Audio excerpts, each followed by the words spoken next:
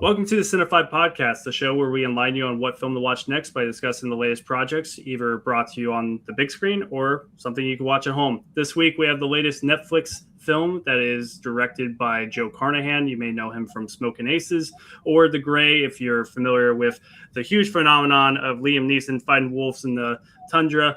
I was totally on board for that film, but I'm personally a Smokin' Aces fan. We'll get into that. But right now, we're talking about The Rip. This stars Ben Affleck, Matt Damon. They are members of TNT, the tactical narcotics team that, after their captain's mysterious murder, go on a rip, aka a bust, at a suburban home. There, they uncover more money than they could ever imagine. When money is involved, loyalty becomes a luxury, and everyone is a liability. I'm Connor Petrie. I'm editor-in-chief here at Cinefied. Along with me are fellow members of the Cinefied team, Erica Richards and Peter Gray. How are you guys doing? Good. Excited to be here. Excited to talk about The Rip. Excited for a Netflix movie too, which doesn't always happen. Yeah. I mean, outside of awards contenders, it's very bizarre when a Netflix film actually hits a chord. That's not like, oh, that was a movie. So. Right. Yeah. I feel like they've been doing pretty well lately, though. So, I know I was excited for this when I saw it originally, and I tried to stay away from everything and go into it as blind as possible. So I think that's the way to do it with this film too. If you can go in as blind as possible. Honestly, I stayed so far away from it after I saw the title and who they were that I didn't even know that they were cops until the show started or until the movie started. I'm in the same boat. I stay away from the trailer. I didn't know this was directed by Joe Carnahan going into it. I thought it was actually directed by Ben, to be perfectly honest. Yeah. And then I was just like, no, this doesn't feel like a Ben directed film or Affleck directed film. So I looked at it. I was like, oh, it's Carnahan. All right. So we'll get into reviews here in a second, very quickly. But my quote from my review on Cinefied.com goes, "The Rip is a captivating, high-octane thriller that keeps the viewer on their toes, always making the audience feel as though they are one step ahead for that rug to just be pulled out so quickly from under them."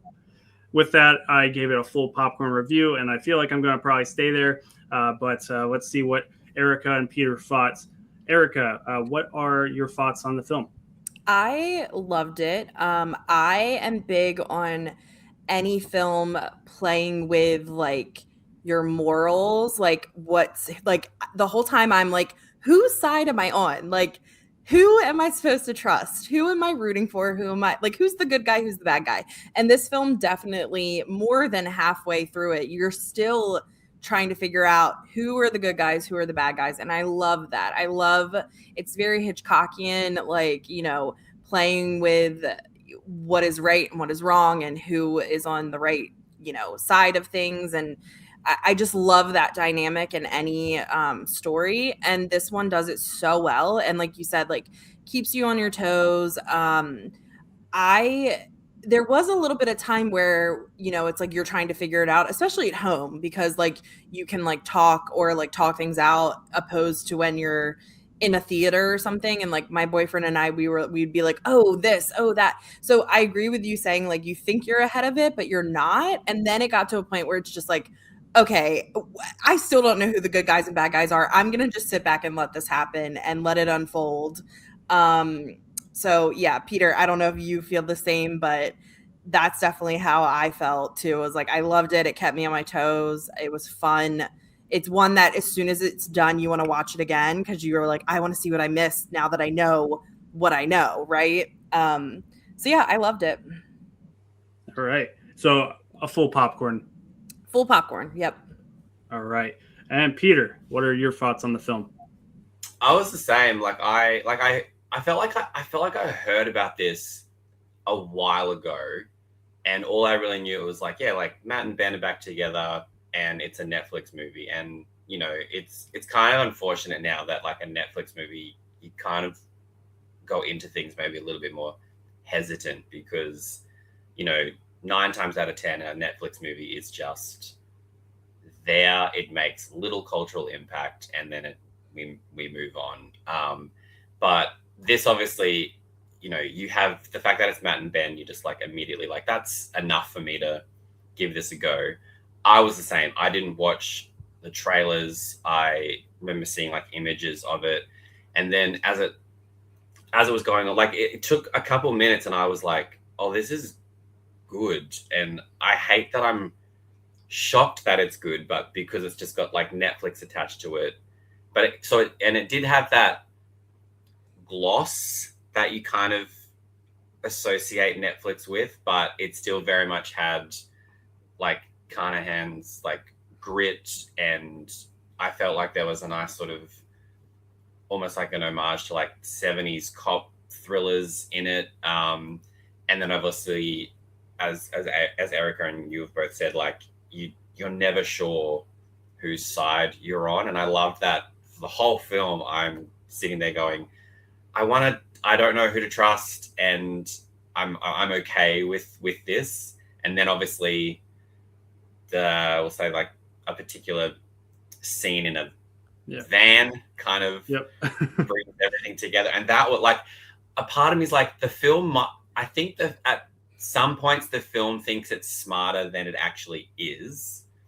But that's not to like discredit anything, but like it is one of those ones where I would really like to watch it again, knowing the outcome, because I imagine there's a lot of things in particular scenes that will all sort of come together, and we'll see if, because obviously when you're watching it, you just kind of let it wash, like you just go with it when they're explaining everything. So it would be really interesting to see if they planned that out. But yeah, like it's awesome to see these two opposite each other. There's such a shorthand between them, like they're so comfortable with each other, which really helps like their own friendship built into their characters, because you believe these two people together.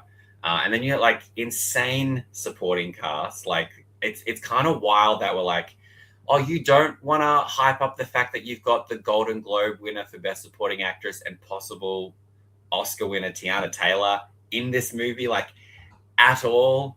And then, they keep saying like Netflix we're going to honor theatrical, and you're like, you know what you could have put in theaters? This. Like, I don't know that obviously a lot of this would have been on Netflix's like schedule long before all of that sort of stuff. But like, you could have bounced this into cinemas and given it like a little bit of love, because this feels cinematic in a lot of ways. And as Erica said, like obviously it does help being at home when you're able to like audibly talk it through and like have that kind of reaction as you're watching it. But at the same time, I was like, this would have, pardon the pun, this would have ripped in cinemas. I would have loved to seen this in a theater, truly. Like, and I think this would have been a really fun experience in the theater. I think you're so engaged. Like, I felt so engaged even at home. Like, we're all guilty of like sometimes scrolling through, on our phone or playing a game or something. I was dialed into this. It definitely, as soon as it starts, you are in the story. There's no hesitating. There's no like, building up to it. You are in it. And I think that helps it too. But yeah, I would have loved to watch this in a theater. And I agree with you. Like when Tiana Taylor came up on the screen, my boyfriend was like, "Oh my God, I didn't know she was in this." I'm like, "Me either." Like, yeah, I think they're just relying on like the Ben and Matt of it all, right? Which is fine, because that was what I was like, I'm gonna watch this, right? It's the two of them together. And yeah, I don't like, they could have leaned in on it more at this point, but I would have loved to see this in a theater. I agree. They could have like pushed it, and I think it could have done really well. I think it's funny too that like in a theater, it would have, because this movie relies on so many narrative things like coming together well, and you've really got to listen out for stuff. It's funny that like, because in theaters you'll be really forced to listen to everything. Because I know that Matt Damon's recently just sort of said, like, he said, unfortunately, this script kind of had to go through a few iterations because Netflix intentionally make you repeat your narrative at least 3 or 4 times, because he's like, to Netflix, we know people are going to be looking at stuff on their phones. And I'm like, that is so interesting. heartbreaking to know that's so that interesting. a studio is like, you need to keep reminding people of what's happening. Yeah. But I did feel that this film didn't do that. Like, I felt like it explained what was going on, but I never felt like it was like talking down to us at all. It wasn't holding your hand like they do sometimes. Yeah, so that's why I feel like this would have done well in theaters, because you really would have been like, you have to be locked in to it and to know what's going on. But when we eventually start talking spoilers, I will say, like, I did start to watch this a second time right before we recorded, because I was like, oh, I want to see what I missed the first time. I admittedly fell asleep on the couch after a little while. I've had a long weekend, but not because it's not an interesting film. I just was exhausted. And there is, I don't want to get into it yet because I don't want to talk spoilers yet, but there's definitely some things that I'm like, oh my gosh, like, it's the scene and the, not even the script, just some of the like shots are telling you so much. So yeah, I can't wait to do a real second watch at this point. So yeah, we'll definitely dive into spoilers. I feel like before we kind of dive more into like the details of the film, I feel like we should kind of go over how we feel about these actors as a whole, like the leading men in the film, Matt Damon, Ben Affleck, and the director and writer behind it, Joe Carnahan. Just kind of out of curiosity, what are the films that come to mind as like your favorite when you think Ben Affleck, you think Matt Damon, you think Joe Carnahan? What is your go-to? Like, that's the film. Like, I've been lucky enough that I was in the same room as these two, and I always get super flabbergasted and can't come up with anything. And I have a very infamous story with my friends around me with off topic with Nick Offerman, where I said, I loved you in The Founder. And he was like, oh, thank you. And then I was like, I loved you in The Founder. He goes, you're over egging the pudding. so I mean, I tend to repeat myself or just come up, but I feel like I was being genuine when I was talking to Ben and I was talking to Matt. And Matt, my personal favorite, and I will most likely always be, who knows, Odyssey might, but it's very different ballpark, is the Ocean's trilogy. Ocean's trilogy, like every role in that film. And you got Ben and Matt. To me, they're very much kind of in line with what I think. When I think Ben, I think Matt. When I think George Clooney, I think Brad Pitt. It's kind of like just pulling into the oceans. But so me, for Matt, it'd be the Ocean's trilogy. Even though his role is supporting, I do find his character awesome. And then as far as Ben is a little bit more tricky. Ben's done a lot like of stuff that I really love. But personally, for me, I'm just too much of a Kevin Smith fan not to say Dogma for me. But I mean, that's a very, he has a lot of better performances out there, but there's just something about that film. So I don't know how you guys feel about Dogma, but I'll leave it there. And Joe Carnahan, I grew up with Smoking Aces. Smoking Aces, to me, it has definitely some issues, but I think it's just, as I described this film as high octane, like Smoking Aces is like a billion times even higher intensity and just off the walls. And I love Smoking Aces. So let's go ahead and jump into Peter. What are your favorite of these three? So with Matt, he like, it's great. Like, you look at their filmographies and you're like, God, you guys have done so much stuff. I think that the Bourne series is like kind of incredible. I even think Jason Bourne, like the fifth one that everyone seems to like not really like that much, I'm like, I think it's great. That, like, the Bourne Identity is like genuinely one of like the greatest action films ever made. Like, it's so well done. And then obviously Matt's relationship with like Paul Greengrass gave us, you know, like obviously two more Bourne films, and then didn't they collab for Green Room? Green Green Zone. There we go. Oh, Green Zone. Green Room's the Green Anton Room's Yelchin movie. Yeah. Very different. But no, I think the Bourne Identity series, and I will also say briefly, Matt Damon's cameo in Eurotrip is amazing. Him singing Scott, like, even though it's not really him singing, but like Scotty doesn't know. We could just believe it is. Like, that was such a lovely surprise, seeing like this sort of low budget teen sex comedy, and then Matt Damon, and you're like, sure, that checks out. So I'm gonna give that. Ben Affleck, performance wise, so a couple of years, and it came out in COVID, and it was kind of a movie that unfortunately was sort of completely left aside. But like The Way Back from a few years ago, he's phenomenal in that film. I love that one. It's such a sneaky good film. It's so good. Yeah. I think a lot of it, like, I feel like it's probably quite true to him, because I know that he's dealt with like alcoholism and everything. But that film shouldn't have been as great as it was, like, for this, like, you know, kind of, the guy is the basketball coach and he helps you, like, it sort of feels like it should be this very saccharine kind of thing, and it's so dramatic, it's so emotional, he's so good in it. It's just a very like understated performance. And then as a director, like, Argo is just like, my God, that is almost like a perfectly put together film. And then Carnahan, to me, the Affleck had almost a perfect track record when it came to directing, and then he did the Long Night or something night.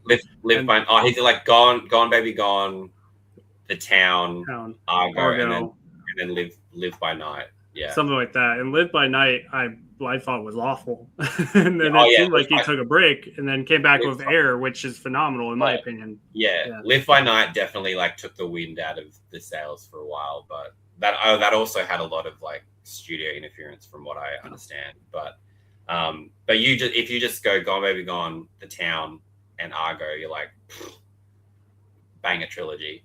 Carnahan. Yeah, like Smoking Aces is kind of always going to be one of the films you associate with. You mentioned The Grey. I literally watched The Grey a couple months ago and was like, God damn, this is such a great film. I'm also going to give a shout out to underrated A-Team. The A-Team was fun. That should have birthed a whole series, and obviously it didn't. And two films that I also think are super underrated from him. Boss Level with Frank Grillo, Naomi Watts, and Mel Gibson, like kind of like does like a time loop sort of thing. That movie was great and should have been seen by more people. And then he did Shadow Force last year that like no one saw, and I don't know, Kerry Washington as like just fucking shit up. I was like, this is great. I don't know, he's such a reliable action director.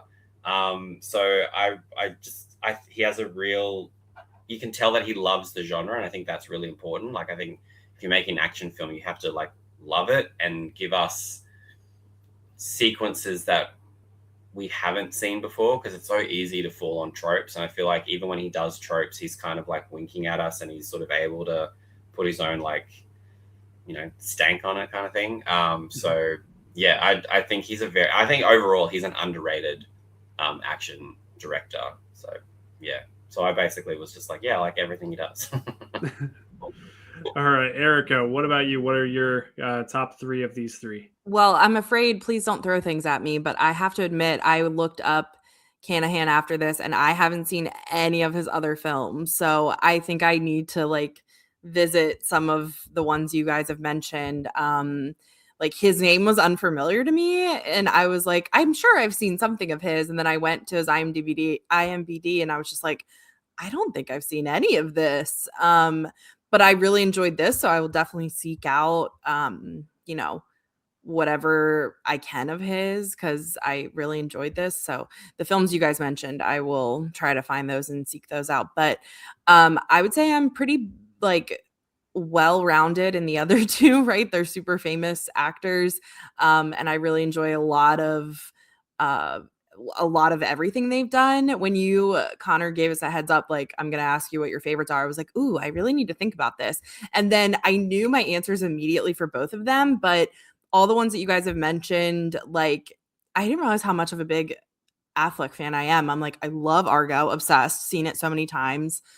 Super rewatchable, like same thing where it's like, oh, I want to go back and like rewatch that immediately, which I think like just shows how strong of direction he has in that film, which just phenomenal, right? And it won Best Picture for a reason. Like it's so good.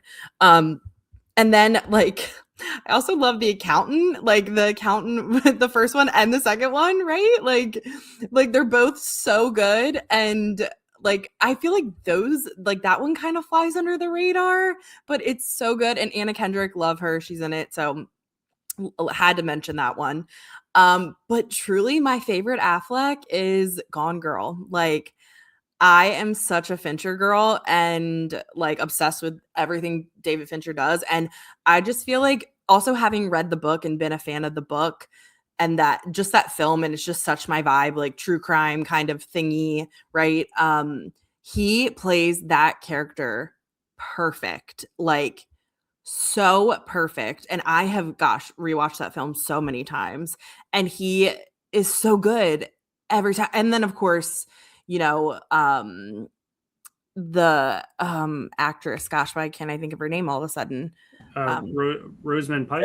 Yes, thank you. She is, I mean, for both of them to be so good, right? Like normally you'd look at a film like that and be like, she's acting him off the screen, but he is keeping up with her, but in a different way, right? He's so good in that. And then of course there's like all the other things that he's done, right? That the ones you guys have mentioned, of course, like Good Will Hunting, with, you know, just like the typical ones, right? With Matt Damon, I immediately like thought, oh, I know what my favorite one of his is too, but even stuff like he's done like The Martian, right? Like I love The Martian, stuff like that. But really my favorite Damon is The Talented Mr. Ripley. That is so good. Like I have also watched that film countless times. It's so good. He's so good in it. It's one of those films that just like takes you on a ride every time you watch it. And I feel like you can find something different every time you watch it. So yeah, go ahead, Peter. That is, that movie came out on, I don't know, it must have been like a reissued like Blu-ray a couple years ago. And I was like, I bought it and like, I hadn't watched it in like, since I saw it in the cinemas. Okay. That was like 25 years or something. And I rewatched it and was just like, this is like, I knew that I obviously like, I bought it for a reason because I knew I liked it. But yeah, rewatching it, I was like, this is phenomenal. And it's also, it's one of the sexiest films I've ever seen. Everybody in that movie, I'm like Jude, like that's Jude Law is like never been hotter. Yeah. Like that in The Holiday for Jude Law, you're like, that's the peak of, you know. Yeah. But no, like Matt Damon's performance in that, like I agree. Like as you're saying it, I was like, yes, okay, no, that's great. And then when you mentioned Gone Girl, I'm like, because when I think of Gone Girl, I do think of Rosamund Pike immediately. But you're right, his performance is just, it's just a much more subtle kind of performance as to what he's doing. But yeah, no, I agree. And then when you mentioned The Account, I was like, yeah, fuck The Account. Oh God, The Account. And I will also say another Matt Damon, Ben Affleck movie that doesn't get any love, The Last Duel. Oh, I love that one. Yes. So good. So good. See, I never got around to that one. Oh my God. It's so good, Connor. You gotta watch it. For a almost 3 hour movie that is basically the same story but through 3 different perspectives, it flies by. Like agreed. That movie I thought was going to be like, I thought Jodie Comer was going to be she's so good in it too. She's so good. Like the Ridley Scott, like it's just one that no one talks about. And I remember sitting there going, this movie is incredible. I'm so glad you mentioned that because I forgot about that. But as soon as you said it, I'm like, oh my God, that's one that I do. I feel the exact same way. I remember going to see it in the theater, and it had just come out. My boyfriend and I, we were traveling somewhere for like a wedding or something, and it was, I don't know, like raining or something. We had a free night, and it was like, oh, let's go see that. We went to the theater. We were the only ones there at like some little theater. I think we were in Vermont, and we both were like, wait, this is good. Like, we kind of were just trying to kill time, right? And I'm like, yeah. And I agree with you. It flies by for what it is. The pacing is like top notch. I love that mention. That's a really good pull. Yeah. And Affleck he's really funny in it. Like he's just a bit of like a, like, you know, because obviously it's set however many, you know, centuries ago, but I was like, he's such like a little like bitchy king sort of thing. He's got some great, his use of the C word in it is kind of incredible. And obviously, like, because, you know, Australians, unfortunately we say that word like all the time. So it's always kind of nice when it's dropped in something and we're like, oh, that's fun. So, especially an American saying it, right? I will say that'll be another thing, Erica. You might hear that a lot if you're here. But it's always done. You can always tell when it's a compliment. Sure. As well. Sure. Yeah. I love it. I love that mention. I'm gonna like rewatch The Last Duel at some point now, because I need to rewatch it now that we're talking about it. So I love that. That was a good one. The more I reflect on, I brought up having met Affleck, and then I was like, did I tell him I like Dogma? And then I was like, I know I told him I love Kevin Smith. And then I was like, I told him I love Mallrats.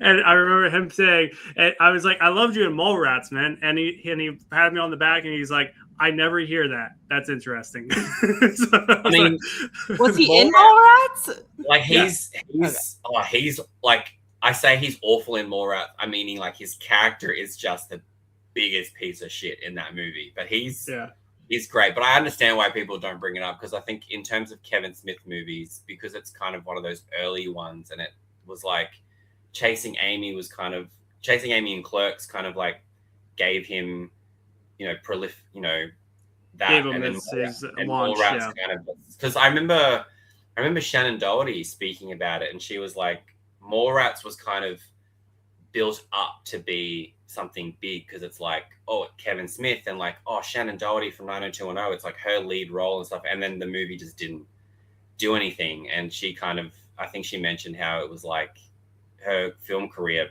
probably suffered, like she didn't make that transition from TV to film because Mallrats was kind of like off the bat just didn't do what it should have done. And then you rewatch Mallrats and you're like, this is really, really funny. I watch Mallrats like at least 1 or 2 times a year. I love Mallrats.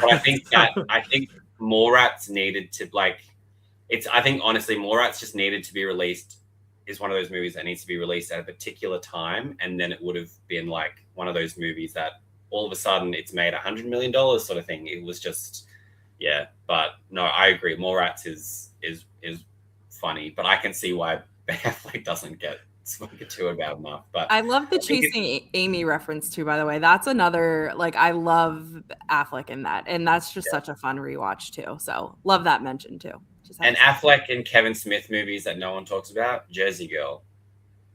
That's a good one too. I haven't seen that in forever. Gosh. But that obviously got lost in all of the Bennifer stuff. But again, Jennifer Lopez is good in Jersey Girl, and controversially, as many problems as Gigli has, Gigli is not the worst movie ever made. Like, it has a lot of problems, but I'm gonna say Affleck and Lopez are not the issue with that movie. Because I watched it for the 0 to 100, and we rewatched it and was like, yeah, this is bad, but it's not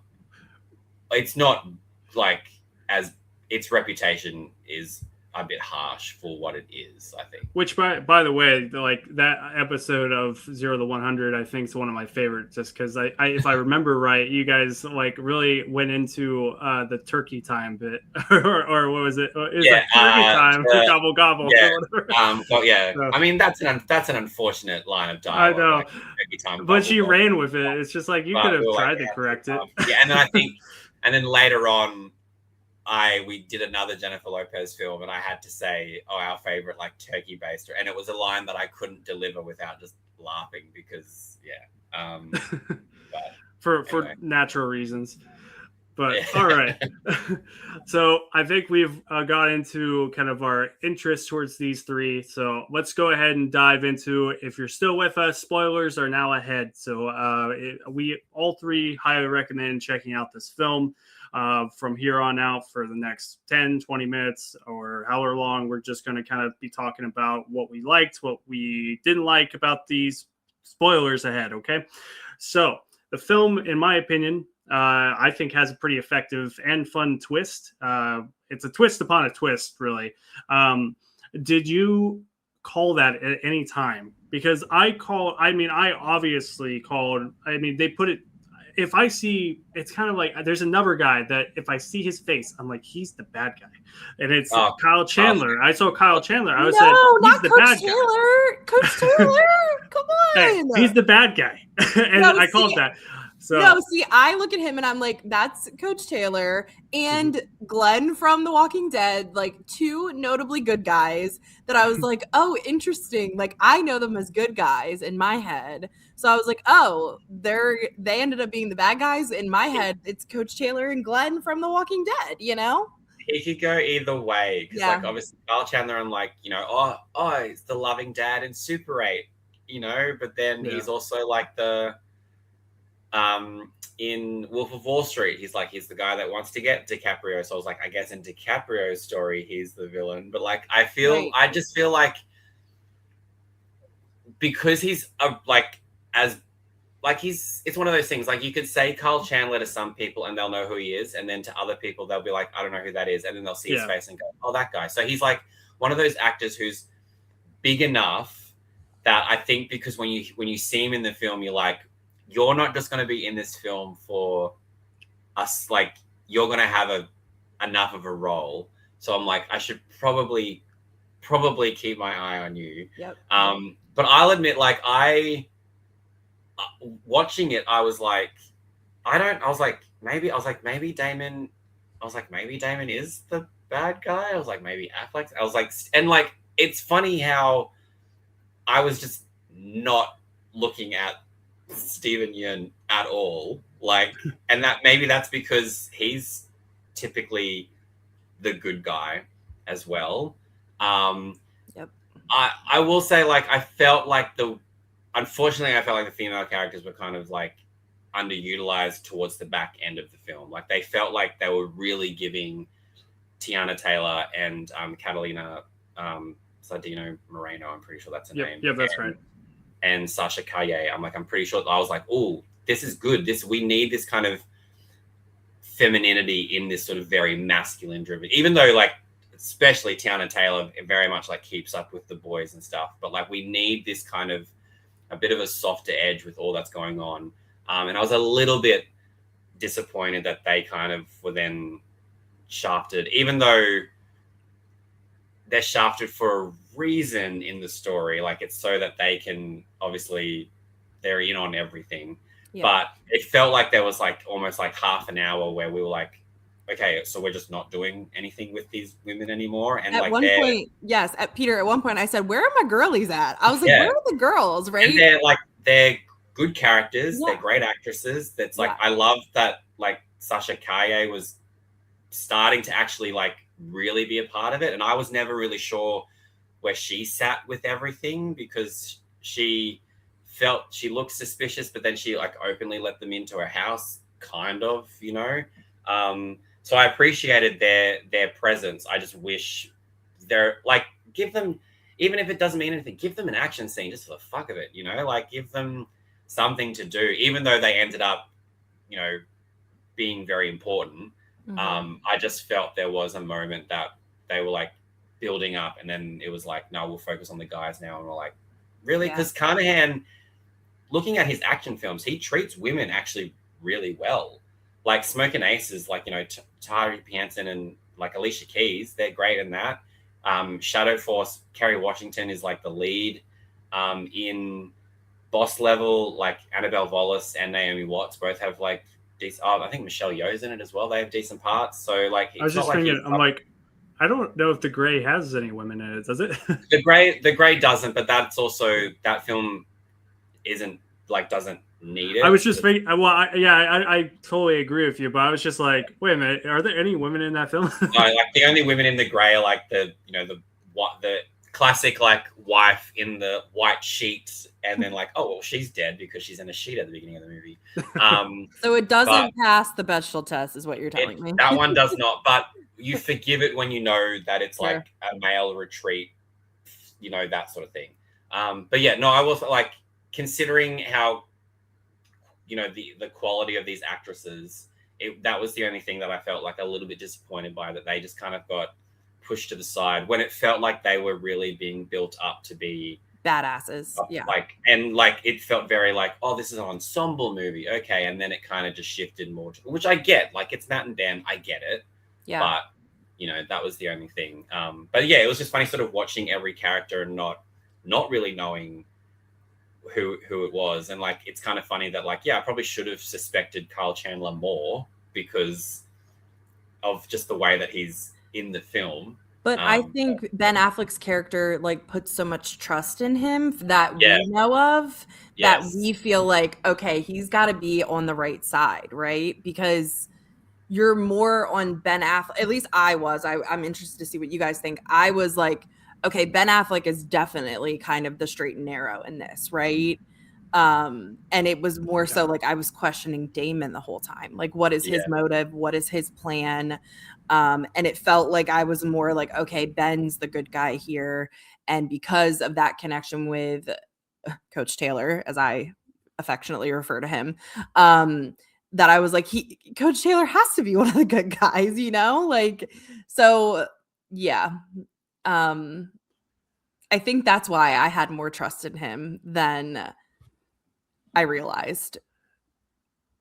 I think, and what sucks is I cannot remember the darn name of the movie, but I just watched for the first time this Miles Teller, Shailene Woodley movie, which where he plays like the deadbeat dad, and he's such a dick, and he he abandons the kid when he's like Miles Teller when he's young, and they go, and it's a Spectacular Now.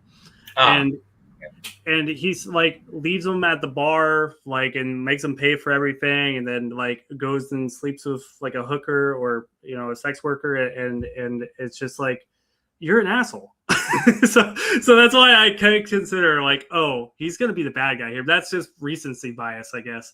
So, but I one of the things I was gonna bring up, which Peter, you kind of covered, was this cast is stacked. I mean, if they would have actually gone with like accolades, I mean, they could have, for everybody except for Catalina, as far as I know, they could have been like, she's an Oscar nominee. Oh, really? I didn't know that. Is it Maria Full of Grace? I think. Oh, okay. It's something like that. Yeah, I'm pretty sure she was nominated. But yeah, that, like, you look at them and just go, you've got Oscar winners, Oscar nominees, Golden Globe. Like Sasha Kaye hasn't been nominated for anything, and Kyle Chandler. They're the odd person out. Kyle Chandler he'd have a Golden Globe nomination. I would imagine. He'd have something. But like, yeah, like, and like Steven Yeun, he got nominated for an Oscar, didn't he, for Minari? Was that? Yes. Yeah. And I was really rooting for him to win. But yeah, you're right. It's she was nominated for Maria Full of Grace. You're right. Hey, my memory holds up. Great. But yeah, no, I am curious because you already talked about it, Peter, but and I guess Erica, you've also talked about it a bit, but so more my opinion about if I feel like they fully utilized the cast, and I do feel that I agree fully with what both of you kind of said, that the women characters were more kind of pushed aside, especially in the third act, almost entirely. But it was for a decent enough reason. But I do wish, I mean, I don't think the final twist would have had that like bang if we would have like seen what they were doing in the meantime, you know. But I do feel like, just because, as we've said, like Teyana Taylor is most likely going to be nominated for an Academy Award. She won the Golden Globe. So, I mean, you have fantastic talent here, and you just kind of push them aside. And even in relevance with what we have from them in the film itself, like they're not like they count money the entire time. Like they're not doing that much. Like they have kind of like their back and forth conversation, which ends up being like a fraudulent conversation, I guess, or it's actually genuine. It seems like at first, and then when Matt Damon comes in, it becomes, fake. But yeah, I feel like Steven Yeun was like, he's one of my favorite working actors today. Like anytime I see his name, I'm like, oh, what's he gonna do? Like no matter how big or small the role. So I always, like I said, recency bias or whatever, I was like Kyle Chandler, but I fully thought it was Kyle Chandler and Matt Damon. They were the bad guys. So, but do you, either of you two, have anything else to say about if they utilize this cast well enough, or if there was any missing opportunities? I just think maybe with the missile, like purely maybe just like selfishly, because I like when we get action sequences where just women are blowing shit up or shooting shit up. Like I felt like maybe at the beginning, like have for no other reason than to make it more of an action movie, because as an action movie, it really doesn't have a lot of action until the end. Like really, like a lot of this movie is just like the conversations, the tension and everything. But like maybe at the beginning, just to establish their roles in like their dynamics and everything, because you sense that Catalina and Tiana like were very much like, yeah, we know how to throw down with these guys, sort of thing. So it's like it would have maybe been fun just to like have an action sequence for the hell of it, just to give them something else to do, to show how good they are. Like maybe just like Catalina and Tiana like together, sort of thing. I don't know, like stretch out the runtime by like 10 minutes, just have an action sequence, give them something to do, maybe like, or like add in, just because you could obviously sense that Catalina had, and again, it's like it's all however much was true when it came to her talking about her kid at home and like couldn't pay rent, like that sort of thing. I was like, I don't know how much. I actually don't know if that was she was saying that out loud for the play with Sasha, or that was all genuine. Like I'm actually not really sure about that. But like either way, I was like, you could have added in a few extra things with those women, either conversations that were real or not, or an action sequence at the beginning to show how capable they are. But that's all like a selfish thing of me wanting more from them, really, because as you said, when it comes to the final act or the final like shot, we do know that they played quite important roles. It's just when you watch it at first, you just seem like they've disappeared. So it's kind of like it's kind of women's role in society, a little bit. I don't know. But I totally agree with you, because I obviously always want to see women doing badass things, and I love to see women doing badass things, especially because these two women were very good friends with the woman captain who, again, spoiler alert, is murdered in the opening scene. So I was like wanting them to get a little revenge and a little like, get them in the mix on that. And I even thought, I'm like, that was the moment where I said, when they're having that like chase scene and they're in the van with the guys and like having a shootout chase scene, whole thing. that's when I said to my boyfriend, I'm like, where are the girlies? Like, we need the girls to come. I thought like, oh my God, they're going to come in and like save the day or something. Right. So I was also craving that too in these action moments when we finally got to the action. I'm like, let these women come in and be badasses, right? So I was a little disappointed in that, but he was the one that pointed out, he was like, they had to be back with her because there's not gonna be any money in those bags. They're gonna have the money with the bag. And I'm like, okay, I get it. Like, I was like satisfied with it, but I agree. I think that was the only like true disappointment I felt in it a little bit.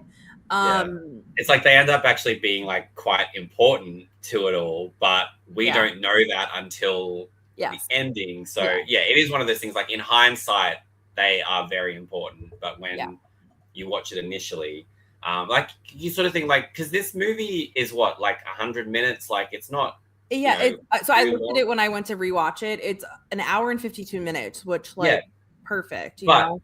You could have like, you probably could have given an extra 20 minutes or so, and like almost at the beginning of the film had some sequences with the captain that gets killed, like give her maybe a little bit more, have scenes with Tiana and Catalina, and that way when the captain is killed, we actually, there's an extra layer of us giving a shit about that, because obviously all we can go off of is how they talk about her, and obviously there's like the relationship side of things, and which is fine, like it's effective, like even though we don't know much about her, we're like, okay, we want her to be avenged. But like you could have added in sequences at the beginning of the film and almost set this captain up to be so important that when she is killed, we're like, holy shit, and then we're that much more invested. Like that's sort of a possibility. And like, we know that action films can run very long. We'll look at like John Wick, like 3 hours of that. So it's like, if it's done well, you don't feel the timing of that. And I feel like that could have been something maybe they could have added in, just to like add in an extra layer of emotion. But then at the same time, we're like, it's a Joe Carnahan action film. Like, they're probably thinking, you don't need emotion, you just need and I was like, so yeah, it all comes down to just basically being like, selfishly, and like, as Eric, and that's like, this is just me as a gay man being like, women get shit done. Yes. Let them blow shit up. Tiana, like, how are you not utilizing Tiana Taylor with her fucking ridiculous physique, brandishing a shotgun and just going like hard out, like after this and One Battle After Another, the Golden Globe win, Oscar nomination, possible Oscar win, if she is not headlining some action movie in the next few years, what are we doing? Wasted. What are we doing? Totally agree. She's built like a superhero already. Yes, she's amazing. I mean, I wouldn't be surprised if James Gunn already has his eyes on something for Marvel. For me, I in recent years I've been like, oh, what's James Gunn going to like bring, like recast or bring to the table? And in Marvel, I'm just like, who knows what they're going to do. So I'm definitely more enthusiastic for her joining DC than Marvel at this point. I've actually just thought in DC's world, what she'd be good as? Catwoman. DC. Yes. The actual official DC. Like not the Pattinson one. Not Reeves version. Which we now know is like what, Sebastian Stan and Scarlett Johansson. So that's like pretty massive. But like DC's, James Gunn, Brandon Sklenar as Batman and Tiana Taylor as Catwoman. Let's go. Love it. I love it. I'm totally fine with it. I who knows when we'll ever get an announcement for any of those projects. So it's just one at a time at this point with DC. But all right, and now we're entering kind of like a corner that is more me asking a dumb question because I didn't see it in the plot, and I want to know if you guys saw it. What is the reason why Steven Yeun and Kyle Chandler kill the captain? Like, they know about the bus, but why do they kill her? Because they think that she's not corrupt, right? She's just a captain. Like, why do they kill her? What do you mean? For the money? Yeah, like why do they kill her? Because they know that the house is there and they want to go to the house before the TNT can go and claim the money, or like why do they kill her? Do you know what I'm saying? Like why was her murder a thing? Like why did they go for the act of killing her?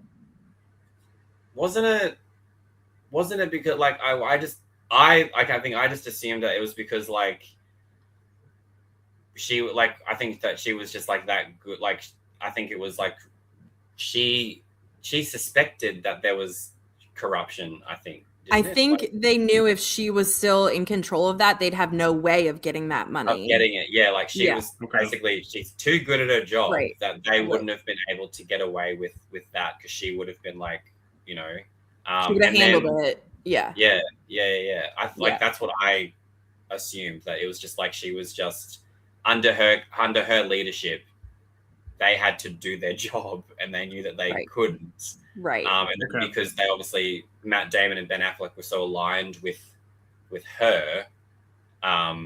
So yeah, that's what I kind of took away from it. Now I'm like, fuck, did I just like completely miss everything? I was thinking about that too, and I think it is just that simple, right? Of like, we know that if she's still in the mix, there's no way of us getting to that money with her being in charge of this thing. Yeah, right? she would be like, okay, you've gotten this tip for this money. Let's go find it, and then like, oh, we've taken, like, she would have done everything by the book, essentially. Right. Okay. Yeah. Right. And then go ahead. Sorry. Oh, I was just going to say a couple things that I like wanted to mention. The first, because I know you kind of mentioned this earlier, Connor, like what tipped you off in the beginning. Immediately when Matt Damon said two different numbers, the first time he said it, like the two different numbers of money, I said to my boyfriend, I'm like, he's saying two different numbers. Something's going on there. And he's like, oh yeah, you know, like that tipped me off immediately. And then Peter, when you were talking about like, the whole thing of like them talking about like, oh, like I hate being a cop, I'm not getting paid enough, all that. I think truly with like the one woman with talking about her daughters and like child support and stuff like that, I think that was a true statement. But I think that again, this whole playing to loyalty and like morals and stuff of like, I can acknowledge like I have chose this career and I'm not getting paid what I should, and at the same time still not be corrupt. Do you know what I mean?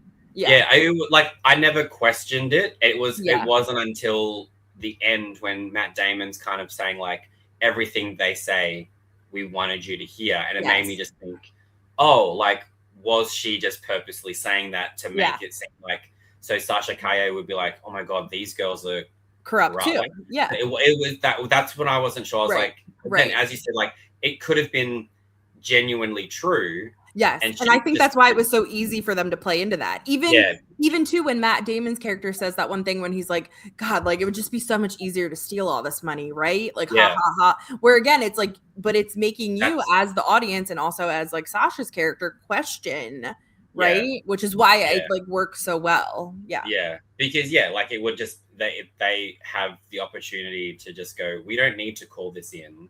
We can all walk away with however many. Right. And I love that at the end of it, the person who benefits the most is Sasha. It's her, yeah. And they were like happy for her. I love that. And she was like, because like for a lot of the movie, I was watching her going, oh, I don't like. Yes, she seemed like she didn't know about the money because she kind of she didn't stop them from going into the attic and stuff. But it was just like, yeah, I was quite surprised. Like I really liked that she was just me too. In her grandmother's house. She really didn't know what was going on, and then she ends up getting like what, $4 million or something. Right. My question for you guys is the involvement of the cartel in this story is very interestingly done, and I want to know what you guys think of it, because first of all, when they think it's the cartel shooting at them, right? And then Ben Affleck's character comes out with the cartel. I'm like, what's going on here? Like, he's like, no, he's good. He's good. He's with the cartel. Like they were, and I'm like, wait, what? You're just like, you're taken aback. And then also the cartel being like, we don't care about this money. This is chump change to us. Just take it. And I was like, wait, what? This is like $300 million or whatever it was. So I want to know what you guys thought about that. Yeah, I mean, it's very interesting, like why they would back off of it, because they, at first, when that first occurs, they make the excuse like, oh yeah, they are like, that's a chop in the bucket for killing a captain. It's like it's the paying amends, but they didn't kill the captain. So but I am going to say I do think that Sasha's character did know about it, because she was stating that she was told to tell them to take it and walk away. Like, so yeah, I mean, that whole aspect of the film to me is very interesting, because it's like they have no reason to be like, take the money. Like, it doesn't, to me, it doesn't fully make sense upon reflection. Right. Well, and then I have that moment of like questioning my morals. I'm like, shoot, they're telling you to take it. Like, and then I'm like, oh my God, Erica, like, you don't take that. Like, they can't do that. But I love that it's like playing on that for me, where I'm like, well, they're saying take it, you might as well take it. Like, I don't know. But this is why I love this movie. I think it was, I just think it was one of those ones where there was like, we assume there's like that many conversations happening off camera, like out of the narrative. Like, you assume that almost like the cartel, like maybe they were like, Affleck and Damon like explained to them like, hey, this is what, like, the captain's been shot, but like maybe they've explained everything and they're like, help us out. Or I don't like, yeah, like it. I just think it was one of those situations where they've sort of gone, look, we actually don't we don't want to hurt, like, we don't want you, like, this is not, you're not involved in this, because this money is like separate from, like, we're going after our corrupt captain here. So like, you just stay out of it, but can you just like play along with it with us? So like, I don't know, that's kind of the mentality I got, where it's kind of just like, we're not going to go after you, or at least not now, but like, just help us out, play along with our whole thing, because we want to, because I sort of feel like cartels are also just like, well, if there was a corrupt someone in our cartel, we would do the same thing. So it's almost like a band of brothers sort of thing. Like, yeah, that, I don't know, that again, it's like maybe rewatching it, I'll pick up on stuff, or maybe it'll be one of those things where it goes, that doesn't make sense, and you're so thrown by the action and the dialogue that you're like, yeah, I'll just go along with it. But yeah, I actually didn't think about that at all. Like, as I was watching it, I was just like, yeah. So I think maybe it's just there's things going on that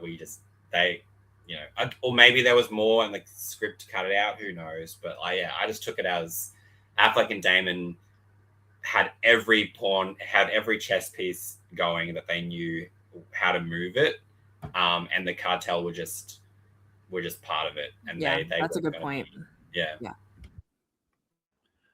Yeah, I was one of the things that I was thinking of just now is, and it might just be, it happens a lot in movies, so I'm probably thinking too much into it. But when Damon is talking to Chandler on the phone, and he's just like, I'm in whatever city, town they're in, he says that, but he doesn't give an address or anything. And we see, it doesn't cut away. We see like the full end of the conversation where he's like, and Kyle Chandler's like, oh yeah, I'll be there, and we'll head your way. It's like, I'm sure there might be trackers, but you're DEA and different things. So I'm like, I don't think they would have trackers on each other. So I'm like, did he know the address because he knew where the money was? Like, and but I don't know, maybe I'm reading. Yeah, and I think that also plays to like them realizing that they were the ones that, it was like, you guys were the ones that were shooting at us earlier. You knew where we were, right? Kind of thing. Yeah. I think that's purposeful for sure. Okay. But Peter, do you have anything else you would like to bring up about the film? No, I think I've said, I think, like it's a shame that it's not theatrical, because I feel like a few years ago this would have been a massive movie to play in theaters. Where we are going with theatrical, who knows? Netflix had a good chance to prove that they want to keep things alive, and well, we shall see. It's a whole other conversation about how I feel about certain things right now. But for this film, a lot of fun. Happy to recommend a Netflix film, which doesn't always happen. I think because this is made by like a director who knows how to direct action movies, has a history in that. You're always going to be safe with Matt Damon, Ben Affleck. Like that's kind of a given. It's just a really healthy action thriller that makes you think and makes you pay attention. And we kind of we don't. It's also kind of like a nice almost like throwback to 90s action movies that seem to almost be like a dying breed, because now everything's about like superhero and spectacle, and it's like sometimes you just want like a really nice. And I love that this is pretty much like almost a singular location kind of movie. Like as I was watching it and they were still in the house, I was like, holy shit. I was like, this movie's all going to be in this house. Like, this is great. Like, I thought the same thing. I was like, oh, I love this. Like, they're just staying here. It was not what I thought it was going to be. And I also agree, like, it's kind of gritty. And like you said, not this big, huge spectacle. I would even call this more of a mystery than an action. It wasn't really until mystery. Yeah, it's not really until the end that you get action, and even then the action is a little bit of a car chase and a lot of shooting, so it's not like, but I love that the action is so motivated, because sometimes in action films you're just like, oh, okay, like this is just action to be action, which is why like I love this, because it's so heavy on the mystery and building up to that action, that the action is then satisfying. It's not overdone. It's not coming at you like, okay, we've seen this so many times at this point. Like I thought they did a really good job of building up to that action with the mystery and thriller and suspense of it all, right? Like love and that. I agree with what you say, Connor. Until I because I asked Netflix for the screener for this, and I got it sent to me, and up until like a few weeks ago, I was convinced that this was directed by Ben Affleck. I don't know why. Like I had this. We were too, yeah. I was like, So, and I can see him doing something like this. I feel like if he did this, like he would do a movie like this where it wasn't relying on action as well. Like he would go for more of dialogue and more narrative, so it makes sense. But yeah, it's kind of funny that we're all just like, oh yeah, Ben Affleck's new action movie that he's directed. But it's good that Joe Carnahan's like still pumping out good action movies. But yeah, it is quite funny that we all thought that it's a Ben Affleck directed movie. Yeah, I mean, I think it's just because their names are so heavily involved in every piece of it, and they are producers as well. And they had a key in the writing, and which I don't think they're even credited. Yeah, so. I also do like that, and I hope that there's no sort of like foul play on Netflix side, because obviously Netflix don't have to release numbers and all that sort of stuff. But like, I do know that Ben Affleck and Matt Damon have both said that with this movie, the crew will all get a bonus pay if this film performs at a certain level. So I really hope, because this feels like the kind of movie that like next week it'll be like, this was streamed 500 million hours or whatever, like those sort of stuff is. Like, I really hope that Netflix actually do the proper thing and go, if this movie was streamed beyond belief, which I believe it will be, that means that crew deserves to be compensated for. And Ben Affleck and Matt Damon have, like, the fact that they've said, like, that means that they're confident in it, and they know, like, they are two actors and two filmmakers who, like, really respect, like, everything that goes into it. Like, I love that they are like, you guys are getting a raise. Yeah, the craft of movie making. How this film performs. So I really hope we see how this film performs, and it isn't one of those ones that they just go, yeah, we haven't released the stats for it. And you're like, you guys need to make people Netflix. You guys need to make people fall in love with you because you're buying Warner Brothers and everyone is terrified. So just do the right thing and let a crew be paid what they deserve. That is going to be my only political statement here. No, I mean, the Taylor absolutely. Swift effect. No, I absolutely am fully on board. I believe they need to, for sure, stick to their word with whatever contracts and deals they made with Matt Damon and Affleck's production company, which I can't remember the name. It's something Equity. But hopefully they, because I'm sure they're I don't think they're signed on to long-term deal or anything. I'm sure, at least definitely for this one, I feel like they're going to be like, straight and narrow on it. And they're going to follow through because they don't want to lose these creatives this early on in their, production.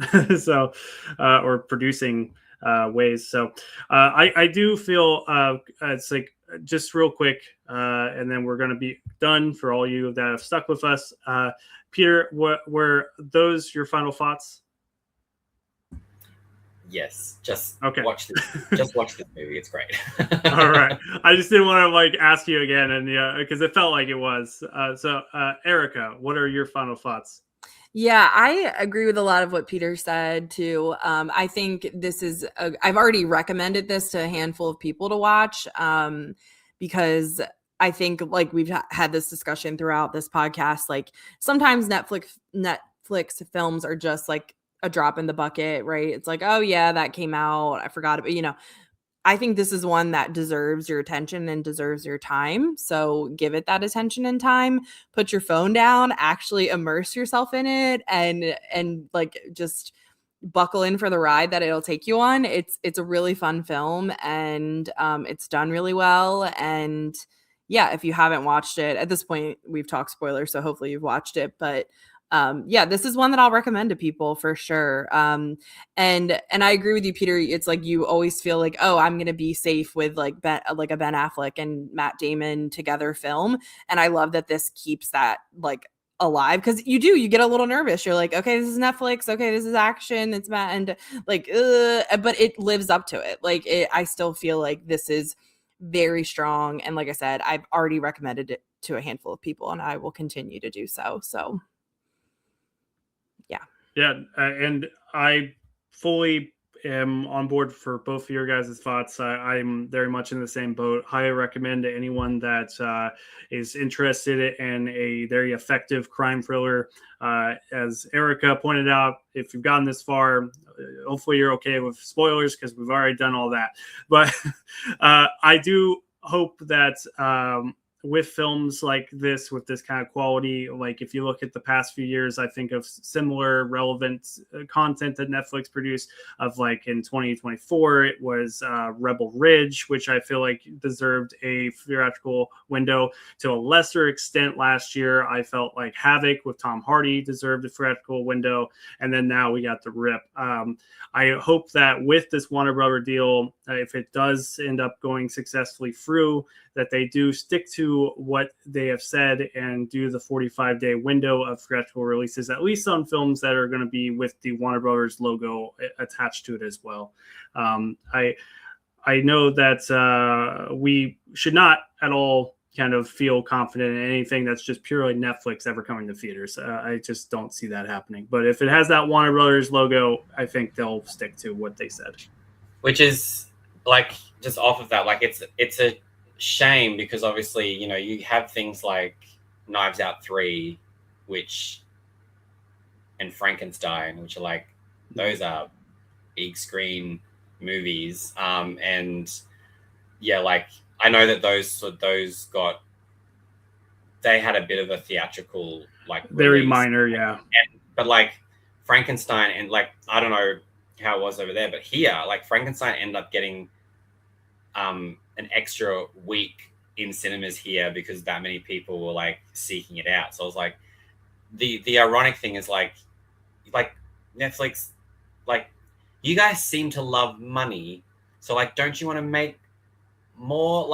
The fact that Sony's selling K-pop to them. Like, yes, okay, you had a phenomenon of a movie on Netflix. But I'm like, you could have had a phenomenon in cities, in cinemas, then extra on streaming, because we know even films that perform massively well in cinemas still get watched on streaming. So it just seems kind of wild that they're just not utilizing theater. And like the Knives Out movies, like I've only because I was very lucky that I saw both Glass Onion and Wake Up Dead Man in cinemas at TIFF, and like those are the only ways I've watched those films. I haven't gone back to watch them on Netflix. I'm waiting for Frankenstein to be released on disc to watch it again. I don't know, like it would have been great if something like The Rip like has a physical release as well, because I just mean like hearing them talk about, like we're missing out on like special features, and like I reckon hearing Matt and Ben and Joe like talk about making this could have been really fun. Like that action sequence at the end would have been all the technicalities of it, and that sort of like that's the other thing that we're missing with everything, like with Netflix when Warner Brothers. It's like, yeah, theater's one thing, I'm like physical media is another. You guys need to like, can you make us feel better and you tell us that you're going to release things as well? That's, yeah. But again, that's a whole other conversation. But like right now, watch The Rip on Netflix. Okay. But all right, I think that does it for us here on the Cinefied Podcast. Thank you all for listening. You can find more of our episodes as well as all of our written reviews on cinefied.com. Our podcast is literally anywhere you can find podcasts, so make sure to check out other episodes if you're interested. Make sure to follow us on Letterboxd, other social media. We are keeping it up to date this year. I'm the one in charge of it. I've been personally bad about Letterboxd, but we're keeping up to date. And let's just pop some popcorn, grab ourselves a drink, and remember, stay cinefied. See you guys next time.